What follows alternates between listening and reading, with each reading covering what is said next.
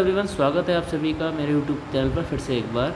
तो दोस्तों, आज हम बात करने वाले हैं डीबीटी लिंक के बारे में, डायरेक्ट बेनिफिशियरी ट्रांसफ़र के बारे में, जिससे कि जो भी आपके गवर्नमेंट के द्वारा आपको पैसा भेजा जाएगा वो डायरेक्टली आपके अकाउंट में जाएगा।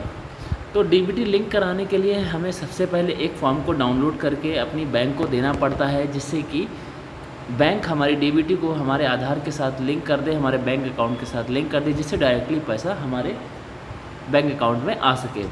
साथ ही साथ मैं बताना चाहूँगा, कुछ बैंक जब अकाउंट खोलते हैं उसी समय ही डीबीटी को लिंक कर देते हैं, जिससे कि आगे कस्टमर को प्रॉब्लम ना हो या फिर ग्राहक को कोई इशू ना हो। तो अगर आपके बैंक में अकाउंट के अंदर जो है डीबीटी लिंक नहीं है, तो किस तरह से उसको लिंक करना है और कहाँ से आपको फॉर्म मिलेगा वो भी मैं आपको बता दूंगा इस वीडियो के अंदर। तो आपको नॉर्मली जाना है और गूगल पर डीबीटी फॉर्म डाउनलोड कर लिखना है और सर्च यहाँ पर क्लिक करना है।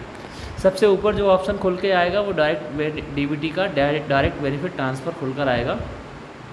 इसके बाद आपको आधार सीडिंग प्रोसेस पीडीएफ पर क्लिक करना है और डाउनलोड कर लेना है। डाउनलोड करने के बाद कुछ इस तरह से फॉर्म जो है खुलकर आएगा। इसमें आपको क्या करना है, नंबर 3 के ऊपर ये जो फॉर्म रहता है, application for linking seeding Aadhaar number and receiving benefit into bank account NPCI mapping. तो ये एनपीसीआई मैपिंग के लिए भी ज़रूरी है। National payment corporation of India की तरफ से भी ये लिंक्ड है। आजकल आप देख रहे हैं स्कॉलरशिप के अंदर जो बच्चे अपना फॉर्म भरना चाहते हैं, तो उनको कैफ़े वाले ये कहकर मना कर देते हैं कि आप एनपीसीआई करा कर आइए। एनपीसीआई कराने से उनके जो अकाउंट है वो आसानी से स्कॉलरशिप की वेबसाइट पर वेरीफाई हो जाते हैं। इसके बाद ही फॉर्म आगे फॉरवर्ड होता है। अदरवाइज अगर किसी भी स्टूडेंट के खाते में एनपीसीआई नहीं लिंक होता है तो आपका जो स्कॉलरशिप फॉर्म है आगे नहीं बढ़ेगा और आप इसको सबमिट ही नहीं कर पाएंगे। पहले क्या होता था कि एनपीसीआई नहीं होता तो फॉर्म सबमिट हो जाता था, लेकिन अब गवर्नमेंट ने ऐसा कर दिया है कि मैंडेटरी एनपीसीआई आपको करना ही करना है, नहीं करेंगे तो आपका फॉर्म ही कंप्लीट नहीं होगा। तो इसको किस तरह से भरना है दोस्तों, ये समझ लीजिएगा। तो सबसे पहले ये जो ब्रांच मैनेजर लिख के आ रहा है, जहाँ पर भी आपकी ब्रांच है उस ब्रांच का आपको नाम डाल देना है। जो भी बैंक में आपका खाता है वो बैंक डाल देना है, और डियर सर अकाउंट नंबर आपको यहाँ पर अपना फिल कर देना है। यहाँ पर आपको अपना अकाउंट नेम भर देना है जो कि आपके अकाउंट में पड़ा हो।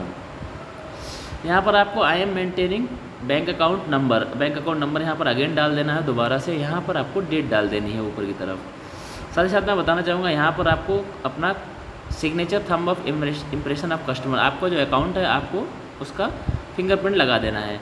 यहाँ पर आपको एक ऑप्शन और मैं बताना चाहूँगा जो भरना है, I want to seed my number with NPCI mapper. यहाँ पर आपको अगेन अकाउंट नंबर अपना भरना है। साथ ही साथ मैं बताना चाहूँगा कि अगर आपने दूसरे बैंक के साथ लिंक करा रखा है तो यहाँ पर आप सेकंड वाला ऑप्शन भर सकते हैं, अगर किसी दूसरे बैंक के साथ बाय डिफ़ॉल्ट लिंक है, और उस बैंक का आपको अकाउंट नंबर और नाम और ब्रांच सब कुछ डालनी पड़ेगी, जिसके बाद में वो उस अकाउंट से बैंक का डीबीटी क्रॉस करके आपके इस अकाउंट के अंदर जोड़ दिया जाएगा। एंड साथ ही साथ मैं बताना चाहूँगा, इसमें एक ऑप्शन और है कि जो कि है, I don't want to wish my seed account from your bank with NPCI server, I will not be getting DBT. तो ये हटाने के लिए है, अगर बाय डिफ़ॉल्ट आपको कोई अकाउंट बंद हो गया है तो उसके अंदर से आप इसको हटा सकते हैं। इसके बाद मैं बताना चाहूँगा कि आजकल जो छोटी छोटी जो ब्रांचेस है उसके अंदर जो लोग खाता खुलवा लेते हैं, बाद में उनको काफ़ी सारा इशू होता है।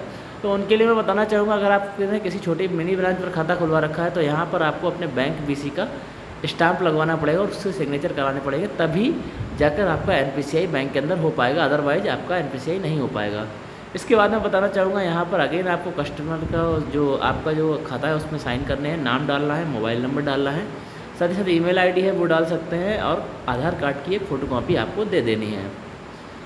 दोस्तों, मैं बताना चाहूँगा कि एनपीसीआई डीबीटी सभी लोगों के लिए मैंडेटरी है, जिनकी पेंशन आती है या फिर जिनकी पेंशन रुकी हुई है, डीबीटी की वजह से ही रुकी हुई है। तो उन लोगों के लिए भी मैंडेटरी है कि अगर आप डीबीटी नहीं कराएंगे या फिर केवाईसी नहीं करेंगे अपने अकाउंट की, तो आपकी जो भी योजना से आपको जो लाभ मिल रहा है वो रुक सकता है। तो दोस्तों, आशा करता हूँ ये वीडियो आपको पसंद आया होगा, तो चैनल को सब्सक्राइब जरूर करें और बेल आइकन को दबाएं, जिससे आपको नए नए वीडियोज़ के अपडेट मिल सकें।